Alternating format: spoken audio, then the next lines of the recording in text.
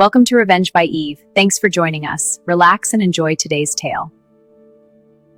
I was standing in my late father-in-law's study, watching my husband's family read his will, when the lawyer announced that everything, the house, the business, the accounts, was left to me, the daughter-in-law they'd spent 5 years treating like an intruder. Before this story goes any further, tell me, would you have taken what was yours, or done what I did? And as you listen, comment where you're listening from. I read everyone. My name is Eve Torres, and 6 years ago I married into a family that never wanted me. I met Daniel Montgomery when I was 26, working as a bilingual teacher in a predominantly Latino neighborhood in Phoenix. He was 28, a project manager at his family's construction company, and we met at a community fundraiser I'd organized for my school. Daniel was different from the men I'd grown up around. Quieter. Thoughtful. He asked questions about my students, my background, my dreams with genuine curiosity. When I told him my parents had emigrated from Mexico when I was 3, that I'd grown up helping them run their small restaurant while balancing school, he didn't exoticize it or dismiss it. He just listened. We dated for 18 months before he proposed. I loved him completely. His steadiness, his kindness, the way he made me feel seen. Meeting his family was different. The Montgomerys were old Phoenix money. Daniel's great-grandfather had started Montgomery Construction in the 1950s, and it had grown into one of the largest commercial builders in the state. His father, William, ran the company with his 2 older sons, Robert and Christopher. Daniel's mother, Catherine, was involved in every charity board and country club committee that mattered. They lived in Paradise Valley in a sprawling estate with mountain views, a pool and more square footage than seemed possible for 4 people. The first dinner at their house was stiff and uncomfortable. Catherine smiled, but her eyes assessed me like I was a puzzle that didn't fit. William asked polite questions about my work, but seemed bored by the answers. Robert and Christopher barely acknowledged me. "She's lovely," Catherine said to Daniel as I was in the powder room. I heard through the door. Very different from what we expected. Different. It would become her favourite word for me. The wedding was elegant and expensive. Catherine insisted on planning everything. "Let me handle this, dear. You're busy with work. Ours and I know what our friends expect." Our friends. Not my friends. Not even our combined friends. Theirs. I wanted to invite my extended family. Aunts, uncles, cousins who'd supported me through college. Catherine suggested we keep it intimate, and the guest list somehow became 70% Montgomery connections. My parents came, proud and uncomfortable in their formal clothes. My mother cried during the ceremony, happy tears mixed with something else I couldn't quite name. Worry, maybe. "Mija," she whispered to me during the reception, "are you sure about this family?" "I'm marrying Daniel, not his family."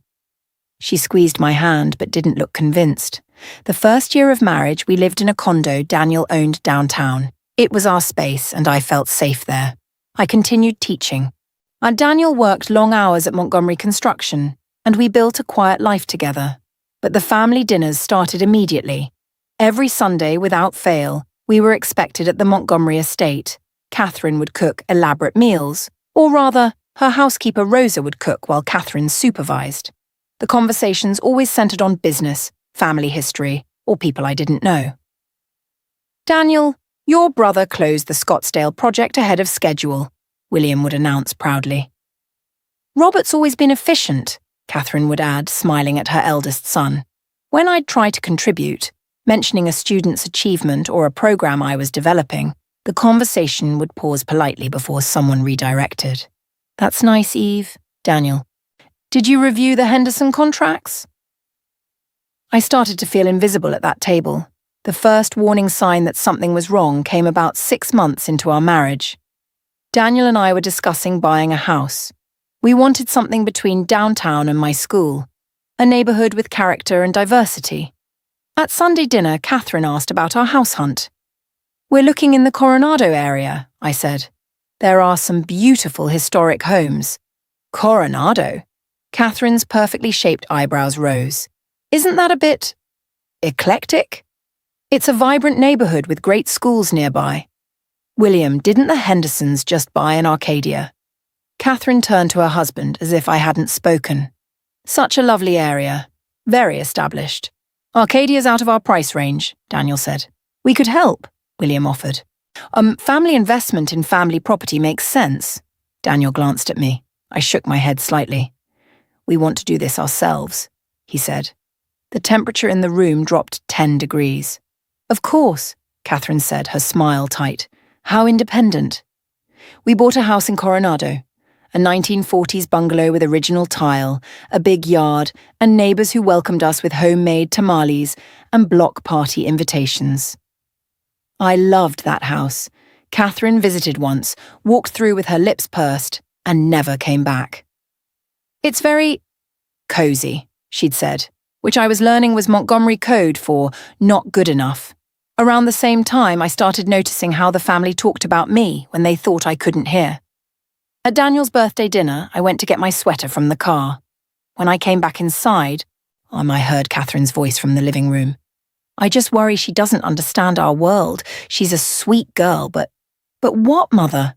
That was Robert. She's not one of us. You can't force these things. I stood in the hallway frozen. Daniel seems happy, Christopher offered. For now. But what happens when reality sets in? When he realizes what he's given up? I walked in like I'd heard nothing, and the conversation shifted seamlessly to golf tournaments. That night, I asked Daniel if his family liked me. Of course they do. Why? They just seem distant. That's how they are with everyone. Don't take it personally. But it felt personal. Every polite smile that didn't reach Catherine's eyes felt personal. Every time William forgot my name felt personal. Every family story that excluded me felt personal. Things escalated dramatically when I got pregnant. Daniel and I had been married 2 years. We'd talked about children and decided we were ready. When I saw the positive test, I cried happy tears. Daniel was thrilled. We're going to be parents. God, Eve, we're going to have a family. We told his family at Sunday dinner. I'd expected joy, excitement, celebration. Catherine's response was measured. How wonderful. When are you due? Late November. You'll keep teaching? This from William. Through the school year. Then I'll take maternity leave and decide. Decide what? Catherine asked. Whether to go back or stay home for a while? Surely you'll stop working, she said. A Montgomery child needs proper attention. A Montgomery child, not our child, not Daniel's child. A Montgomery child. We'll figure out what works for our family, Daniel said. Our family. At least he was using the right pronouns. Over the next months, Catherine became increasingly involved, or rather controlling. She wanted to plan the baby shower. When I mentioned my mother and friends were hosting one, Catherine insisted on a separate family shower with her friends. They'll want to celebrate the first Montgomery grandchild properly, she said. First grandchild. Robert and his wife had been married 7 years without children. This baby was precious cargo, and Catherine was making clear who it really belonged to. She sent me articles about parenting, all from sources that emphasized traditional mother roles and stay-at-home parenting. She showed up at our house with baby items, expensive designer things that weren't my style, without asking what we wanted. I saw this and thought of my grandchild, she'd say, handing me yet another item I didn't choose. When I gently mentioned that Daniel and I wanted to pick out the nursery furniture ourselves, she looked wounded. I'm just trying to help, Eve.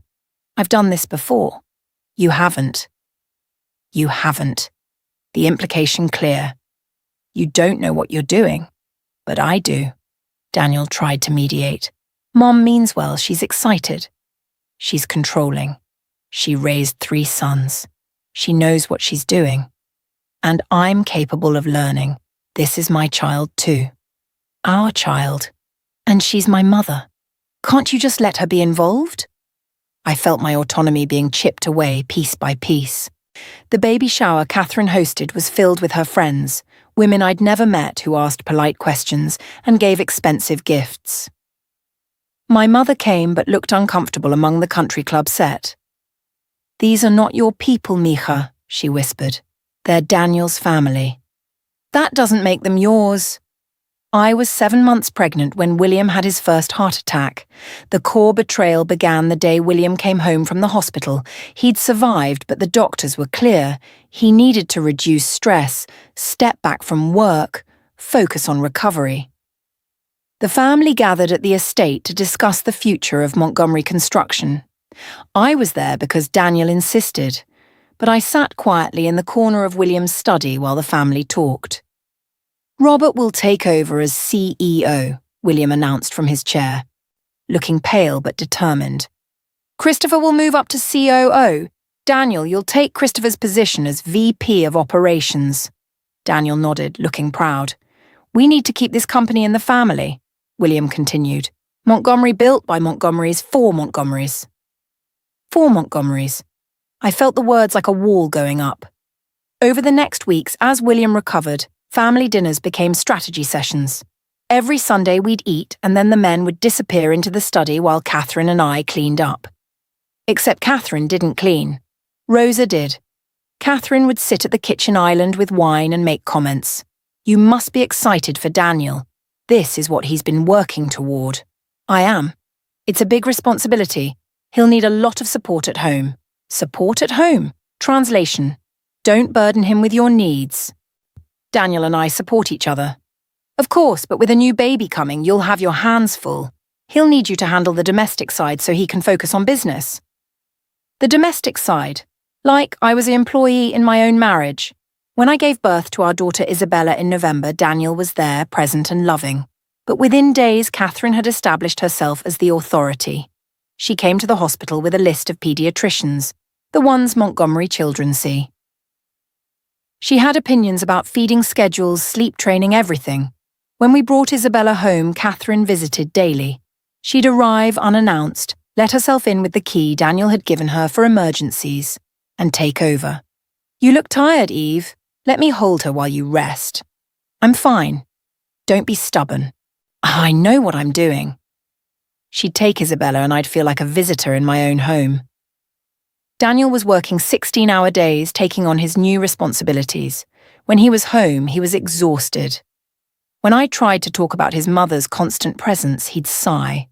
"She's helping. Can't you appreciate that?" "She's undermining me." "You're being oversensitive. New mothers always feel this way. New mothers always feel this way, like my feelings were predictable, hormonal, dismissible." I started keeping track. Catherine visited 19 times in 3 weeks. She rearranged my kitchen cabinets. She bought clothes for Isabella without asking me. She gave Rosa instructions about cleaning my house. When I confronted her gently, she smiled that smile. "I'm just helping, dear. You're still learning. Still learning. Always still learning. Never quite good enough." The breaking point came at Isabella's baptism. We'd planned a small ceremony. Immediate family and close friends. My parents, my siblings, my chosen godparents. Catherine had other ideas. 2 weeks before the baptism, Daniel came home looking uncomfortable. "Mom wants to invite some people to the baptism." "What people?" "Family friends, business associates, people who'd be offended not to be included. It's supposed to be intimate. It's the first Montgomery grandchild. People expect to celebrate." There was that word again. Expect. The baptism guest list grew from 30 to 90. The small reception at our house became a catered event at a banquet hall. Catherine hired a photographer, ordered flowers, and essentially took over. "This is my daughter's baptism," I said to Daniel. "It's also my daughter. And my family's grandchild. Can't we include them? Include them. Like they were being generous to let me participate in my own child's baptism." The day of the ceremony, I dressed Isabella in the gown my mother had worn at her own baptism in Mexico, delicate lace, full of history and meaning. Catherine arrived at the church and her face fell. "Oh, you're using that? This gown is a family heirloom." "Of course. It's very charming. I had assumed she'd wear the Montgomery christening gown. All the Montgomery babies have worn it, she'd assumed, without asking. This is the gown she's wearing. Catherine's smile tightened. As you wish. But at the reception, she told the story differently. I overheard her talking to a cluster of women. I offered our family christening gown. It's been in the Montgomery family for 4 generations, but Eve wanted to use her own. I suppose it's important to her to maintain her heritage. Her heritage, said like it was quaint, lesser, other. One of the women glanced at me with pity. That night, I cried in the bathroom while Daniel slept. My daughter's baptism, and I'd felt like a guest. Like my traditions, my family, my choices didn't matter because they weren't Montgomery enough. William died 6 months later. The heart attack came at night, massive and sudden. He was gone before the ambulance arrived. The family was devastated. I felt genuinely sad. William had been distant but never cruel. Daniel was shattered, having lost his father just as they were working together. The funeral was enormous. The Phoenix business community turned out. Politicians gave eulogies, and Catherine played the grieving widow with dignified grace. I stood beside Daniel holding his hand while he cried and felt the family close ranks around their loss. We all assumed the funeral was the end of the immediate crisis. We were wrong. 1 week after William's burial, the family lawyer called a meeting at the estate. Catherine, Robert, Christopher, Daniel, their spouses, and me. We gathered in William's study, the room that still smelled like his cigars. The lawyer, an older man named Howard who'd known the family for decades, opened a folder. William's will is straightforward in most respects, he began, but there is one aspect that may come as a surprise. Catherine leaned forward. What aspect? Howard looked at me. William left the majority of his estate, including his 51% ownership in Montgomery Construction, the Paradise Valley House, and his personal accounts, to Eve Torres Montgomery. Silence. Complete, absolute silence. I felt every eye in the room turn to me. I couldn't breathe. That's impossible, Catherine said flatly. It's documented and notarized, Howard said. William changed his will 7 months ago. He left specific instructions and a letter explaining his reasoning. What letter? Robert demanded. Howard produced an envelope. This is addressed to the family. William requested I read it after announcing the bequest. He opened the envelope and began reading in William's voice, words from beyond the grave. To my family, I've made this decision after much thought and prayer. Eve came into our family as an outsider, and I'm ashamed to say we treated her as such. Catherine, you held her at arm's length. Boys, you dismissed her. We made her prove herself over and over while giving each other endless grace. Eve never complained. She remained kind, worked hard, built a good home for Daniel, and gave us Isabella. She didn't marry Daniel for money. She had no idea I was watching, but I saw her refuse our offers to help with the house, insist on keeping her job, maintain her independence. She is the only person in this family who cannot be bought or manipulated. She values things beyond money and status, and that's exactly why I'm trusting her with our legacy.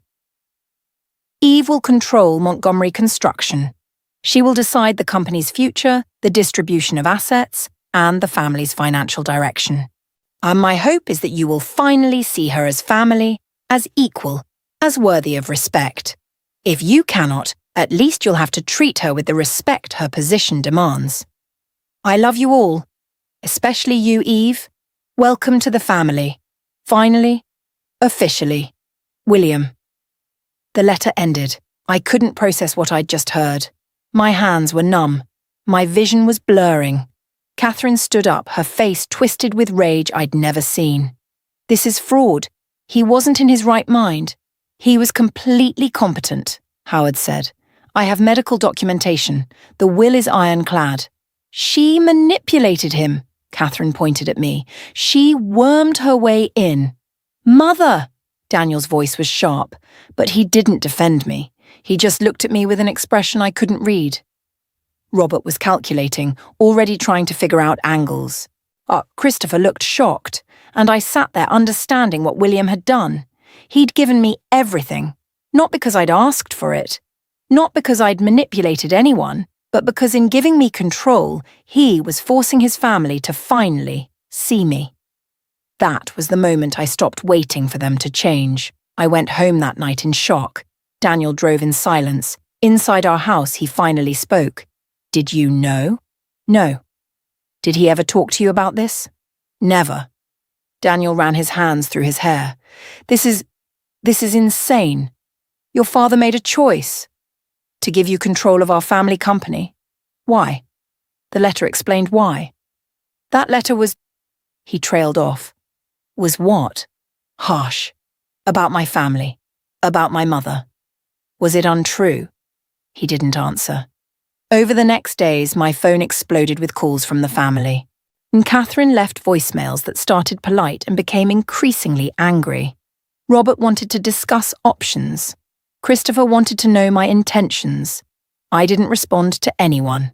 Instead, I called Howard. Walk me through what I actually control. He did. And it was staggering. 51% of Montgomery Construction. Controlling interest. The right to appoint the board, make major decisions, determine profit distribution. The Paradise Valley House, worth about $4 million. Investment accounts worth another $3 million. Life insurance policies. Everything. William had left me everything except small trusts for his sons. Why? I asked Howard. I asked him the same thing. He said, because she's the only one who'll do the right thing. The others will fight over money. She'll fight for principle. I sat with that for days. I could destroy this family, could sell the company, keep the money, walk away. Part of me wanted to. But that wasn't who I was. And William had known that. He'd given me power. Now I had to decide what to do with it. I started with information. I hired a forensic accountant to review Montgomery Construction's books. What I found was disturbing. Robert had been siphoning money through inflated contractor payments, kickbacks going to shell companies he controlled. Christopher had been using company funds for personal expenses. Even Daniel had charged personal items to business accounts, though much less than his brothers.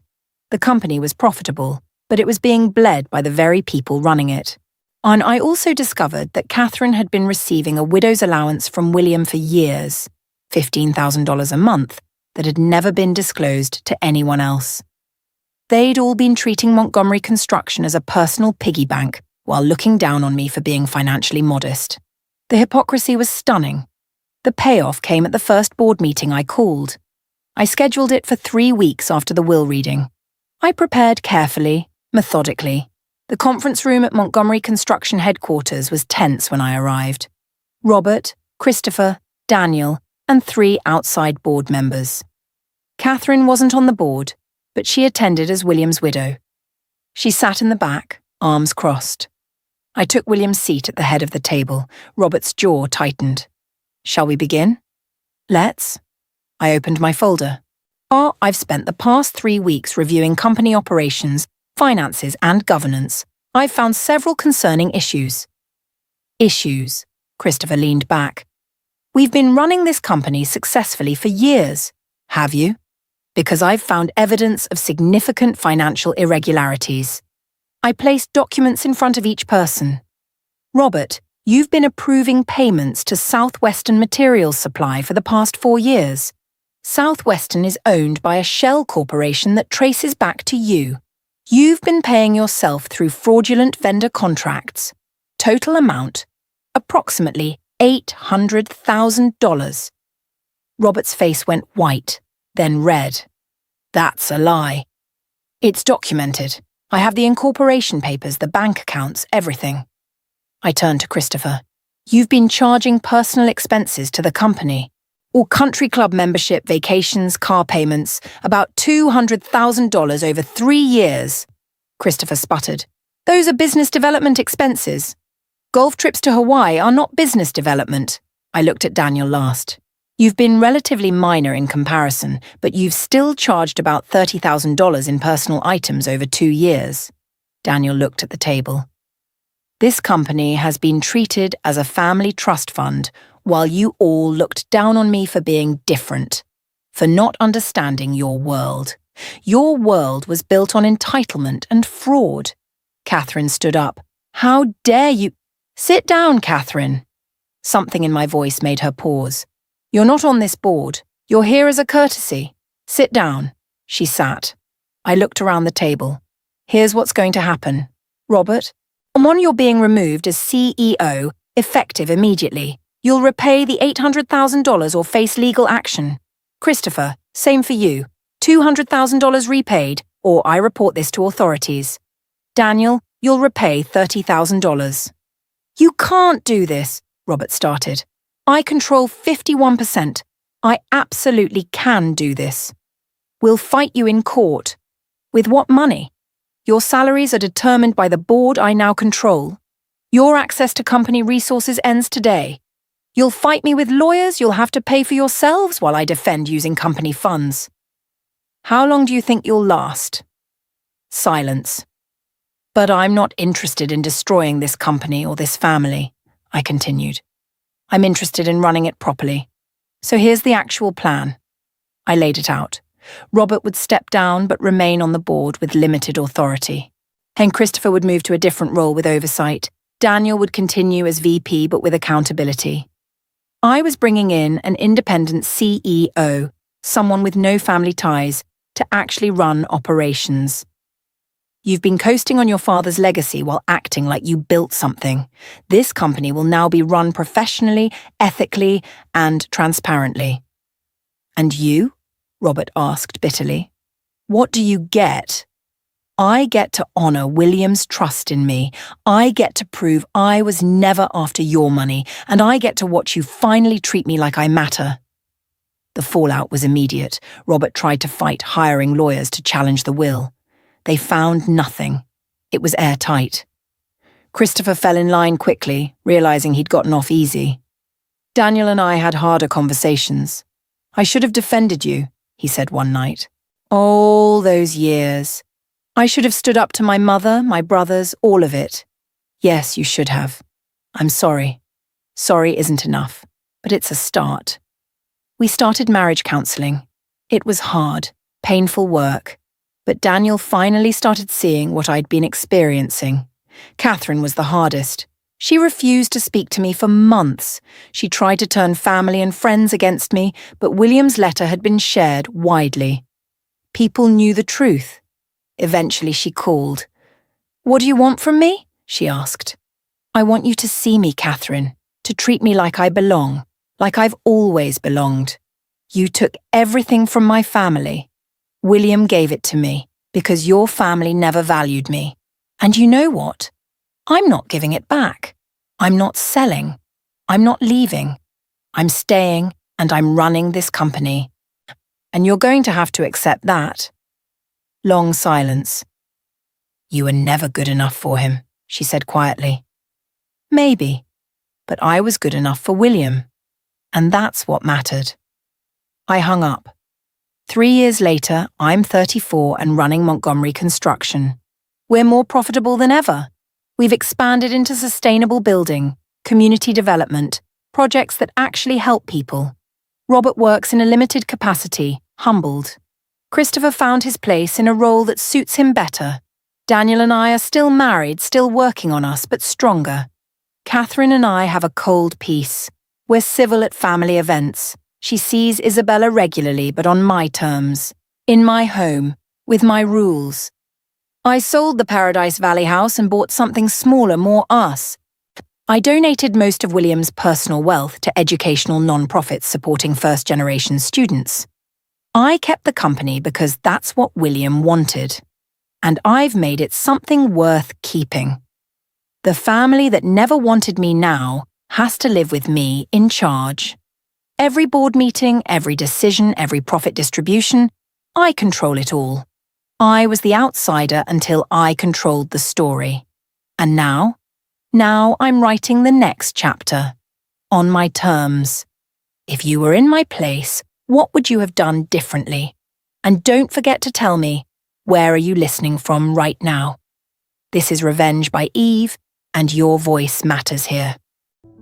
Thanks for watching Revenge by Eve. Until next time, relax and see you soon.